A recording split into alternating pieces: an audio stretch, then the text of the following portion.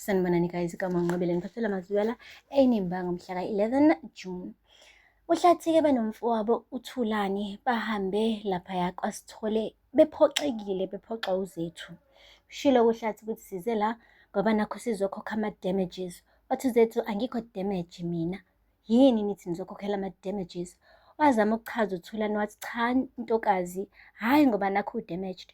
Ukuthi nje igama lesilungu liyahlambalaza. Ngokwesintu kahle kahle thina sizohlawula la ekhaya. Sizohlawula-ke ingane kalikamva nokuthi sikwazi nje ukuthi siyenzele usiko ngoba phela yabona nje ulikamva noma esehambile emhlabeni ingane kumele yazi ukuthi ingoyakwabani.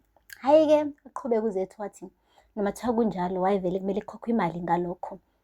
Kukhokhelwani imali? Hhayi bo makaZethu-ke waqala-ke manje wathetha naye. Wathi kahle bo bazosiza la bantu le ekhaya. Bazoletha isithunzi sakoSithole. Wathi wena ma ukhona umuntu wakhokhela ama-damages. Udadewethu yena ngoba uney'ngane eziwu-3 kodwa akekho umuntu wakhokhela ama-damages. Ney'ngane futhi ayikaze ikhokhele ama-damages. Why? Ngoba nakho sekumithi mina Zethu kumele kukhokhelwe ama-damages. Hhayi futhi mina sengikhathele ngifuna ukuyolala ngisey'nhlungwini futhi ngicela nihambe.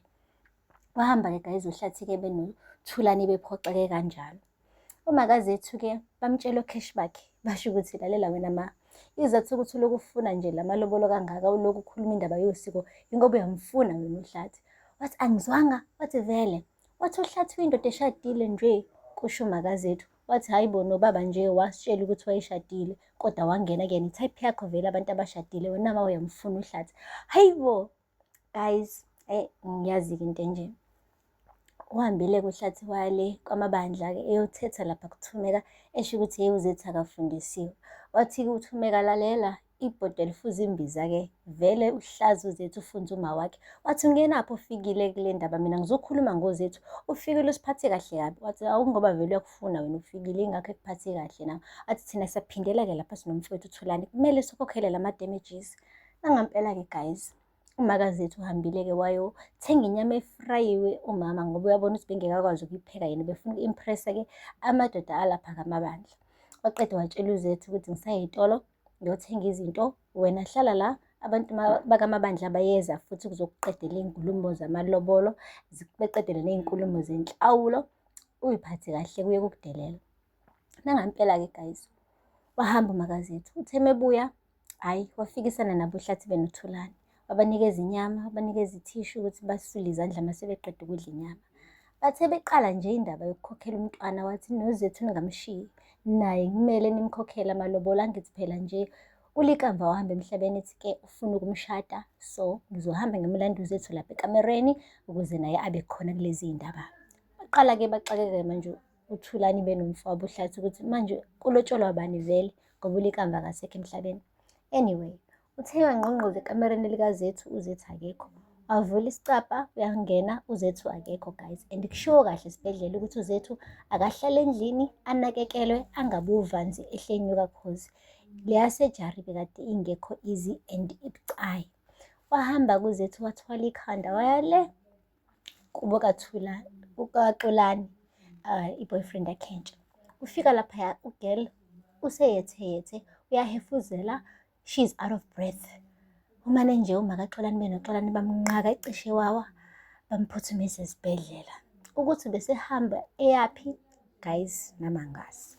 Shuthi kuyacaca ukuthi ngampela akafuni ukuthi kukhokhelwe imali le akade-ke uThulani benoHlathi bezoyikhokha. Ngampela uze wakhetha ukuthi aphume ahambe ebetshelwe kahle ukuthi akangaphumi endlini. Lapha ekhosela Turkey-ke guys ayi impela-ke bebefuna iy'ncazelo zokuthi kwenzakalani kahle kahle ngo-Azande. Hhayi-ke bashilo-ke ukuthi ngeke phela umuntu asolwe ngey'nsolo enkulu kangaka zenkampani bese beyaqhubeka nje bahlala naye uyabaphatha as i-CEO engathi akwenzakalanga lutho. But uLazarus washo ukuthi iNgcukana Industries neKhosela Tech has always been under scrutiny. Wonke umuntu nje vele uhlezi ebhekwe ngeso lokhozi iphutha nephutha elenzakalayo hlezi njalo bezolivulela amehlo kakhulu. But into bebeyenza bona bebeqhubeka befocus emsebenzini. So nale ndaba le kumele benze njalo be-stick it together as abasebenzi benze sure ukuthi umsebenzi uyaqhubeka despite these rumors. Guys, these are not rumors kodwa-ke siyazi sonke ukuthi-ke these are facts. Kodwa ngenxa yokuthi-ke akekho umuntu olethe i-proof yayo yonke lento le wayebeka on display kuzohlezi kuthiwa-ke it's speculations. Anyway, uLazarus-ke benoqhawe-ke they are like having a plan in motion, kodwa kwamanje they are just laying it low. Cause ushilo uLazarus ukuthi yabo njengamanje u-Azande vele uyabona ukuthi sisey'thendeni zakhe, so akumelanga sisheshe sijampise ukuthi silwa naye, kumele senze ngathi yabo sisesayidini lakhe ukuze ehlise amaphaphu. Uthe me-confront-a-ke u-Azande about this whole thing, yena benoqhawe wathi u-Azande yaqhawe vele bengazi ukuthi wena wangiphusha lapha kwi-balcony, ngipretende sengathi angikhumbuli lutho, and yes ngiblackmailile uLazarus benozoleka ukuze ngithole le position le engikuyona, ngoba phela la emndenini wethu power is more important. So angiyisoli ngalento engiyenzile, and mewukuthi nithi vu yale ndaba lezi zami nami ngizoyikhipha le ndaba kaqhawe, uqhawe ahambe ejele. So asivikelaneni-ke, vikelani imfihlo yami nami ngizovikela-ke imfihlo yenu. Imagine guys, iqilile u-Azande. So nangoku-Lazarus-ke usenza sengathi-ke manje supportive towards u-Azande. Uthi Azande, can you see though ukuthi you are taking a fall alone here? Wena besebenza no-Bill William all this time, and njengamanje kuphumele indaba le, uBill William is free. Bill William akushiwo ngolutho ngaye, umuntu othatha ifoli wena. Why didn't you come to me when you needed help financially? Why ugijime waya kumuntu waphesheya kwey'lwandle ongesiyena igazi lakho? Yabo manje senza sengathi u-Azande made a mistake ngokuthi asebenze noBill. He should have chosen yena uLazarus all along, and ngabe yonke lento akuyona eyinkinga njengamanje akekho kuyona. And then u-Azande is buying the story. So by the time u-Azande ecabanga ukuthi okay, my family is caring, my family is supportive, kuzobe sekuthiwa boom, qhuma ibhomu baba, ebese-ke uyasuka kulesi sihlalo sokuba yi-CEO, ebese yonke into ibuyela back to normal. I think that's the plan, but sizohlala-ke guys sibone ukuthi iyo sala inkomoni makunje. Aphela lapho-ke amazwibela namhlanje, ngakhohlwa ukusubscribe ne-like ne-comment. Until next time, bye. Sanibonani guys, igama ngiNqobeleni Mphathela Mazwela, eNimbanga mhla ka-11 June. Uhlathi-ke benomfowabo uThulani bahambe laphaya kwaSithole